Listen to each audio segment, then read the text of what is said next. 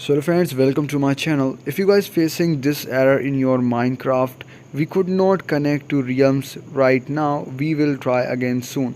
If you guys facing this error problem in your Minecraft and your Minecraft realms not working, so guys watch this video till end, because in this video I'm showing why this problem is coming and what is the solution of this problem. So guys, you can watch this video till end and follow these fixes to solve this problem. The first fix one is switch your network. If you are connected to a Wi-Fi network, try using mobile data, 4G or 5G for mobile or Ethernet for PC.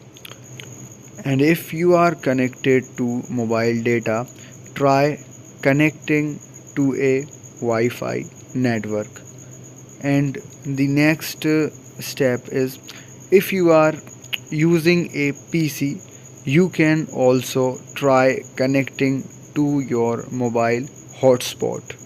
Now going on the second fix. The fix 2 is check Mojang's status.